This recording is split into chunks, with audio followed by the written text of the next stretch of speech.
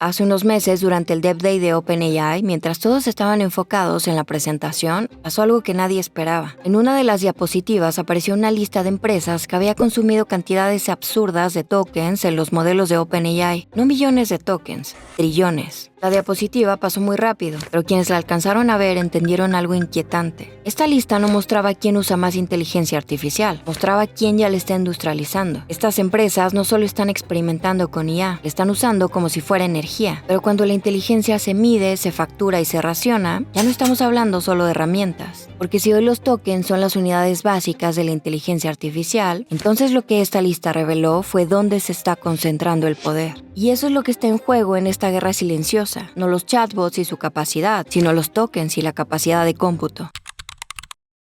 En el mundo del software, el costo de un usuario adicional equivale a cero, pero en la era de los LLMs, cada token tiene un costo físico real, porque los tokens no son solo números en una pantalla, son trabajos físicos ejecutándose en el mundo real. Cada token activa chips, consume electricidad, genera calor, necesita enfriamiento y ocupa un espacio. Por eso cuando hablamos de trillones de tokens, no hablamos solo de un uso intensivo, hablamos de una operación industrial continua. Y esto ocurre cuando una empresa decide integrar la inteligencia artificial como infraestructura permanente, siempre encendida, siempre calculando y siempre respondiendo. Así que la idea de IA como software empieza a romperse, porque el software escala fácil, pero el cómputo pesa, cuesta mucho dinero y tiene límites. Aquí es donde los tokens dejan de ser solo una métrica y se convierten en un recurso. Y cuando algo se convierte en un recurso, la escasez entra en juego.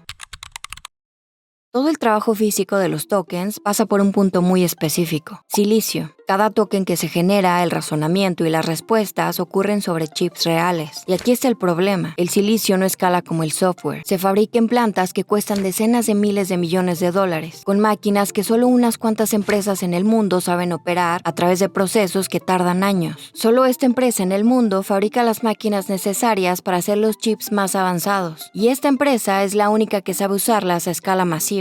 Mientras las noticias se concentran en los modelos y en su capacidad, la realidad es otra. La producción de chips avanza a una velocidad mucho más lenta que la demanda de cómputo. Y esto crea un cuello de botella, porque cuando el silicio no alcanza para todos, el sistema deja de expandirse de forma pareja y empieza a concentrarse en las empresas que pueden asegurar volumen, continuidad y escala. Y aquí es donde todo se complica, porque la inteligencia artificial depende de recursos finitos y físicos que no fueron diseñados para ser democráticos. Fueron diseñados para ser eficientes, costosos y centralizados. Y cuando ese es el terreno, la pregunta ya no es quién tiene la mejor idea o quién innova mejor, es quién tiene la mejor cadena de suministro.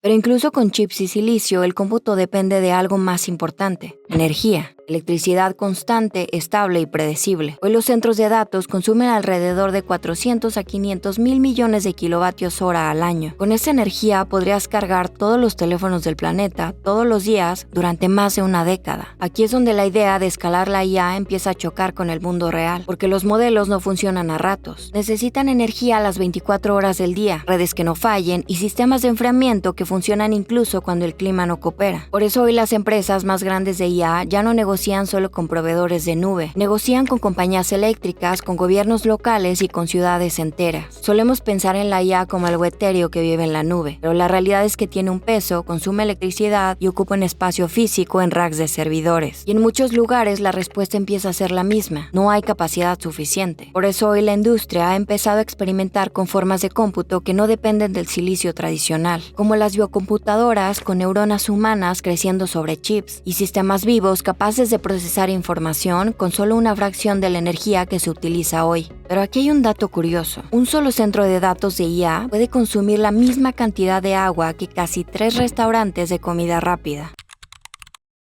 Cuando los tokens se vuelven un recurso limitado, ya no se trata de todo lo que la IA podría hacer, sino de a qué se le da prioridad. Porque cuando la energía no alcanza, el poder cambia de manos. Ya no se queda solo en quien diseña los modelos, ni siquiera en quien fabrica los chips. Se queda en quien controla la red eléctrica, quien autoriza nuevas conexiones y quien decide qué tiene prioridad. Y esas decisiones rara vez se toman pensando en innovación. Se toman pensando en estabilidad, dinero y control. Por eso un algoritmo que optimiza publicidad vale más que uno que ayuda a un estudiante a entender cálculo. A nivel humano, la guerra de los tokens se trata de quién controla la velocidad y la atención en un mundo donde pensar ocurre a través de sistemas. Y cuando la inteligencia está controlada, la velocidad deja de ser neutral. Las respuestas rápidas empiezan a sentir seguras y las lentas se sienten dudosas. Con el tiempo, la velocidad empieza a parecer verdad y la verdad empieza a parecer autoridad. Aquí es donde surge la desigualdad. No en si puedes usar la IA, sino en si puedes usarla sin límites visibles. Por eso muchos países empiezan a hablar de capacidad de cómputo como antes hablaban de energía o alimentos. Porque si no controlas el cómputo, tu capacidad de decidir depende de la infraestructura de otro. El futuro de esta escasez empieza con respuestas un poco más lentas, funciones que ya no vienen activadas por defecto y fricción disfrazada de experiencia de usuario. Y de pronto la gente no deja de pensar porque se lo prohíban. Deja de pensar porque el sistema le enseña que pensar demasiado cuesta tiempo, dinero o paciencia. Por eso la guerra de los tokens importa, porque decide quién puede pensar con libertad, quién piensa bajo restricción y quién se acostumbra a pensar menos sin darse cuenta. El riesgo no es que las máquinas se vuelvan más inteligentes que nosotros, es que nos adaptemos a pensar menos de lo que somos capaces porque el sistema hace que eso se sienta normal. Si te gustó este video, no olvides dar me gusta, suscribirte y compartirlo. Te veo en el siguiente.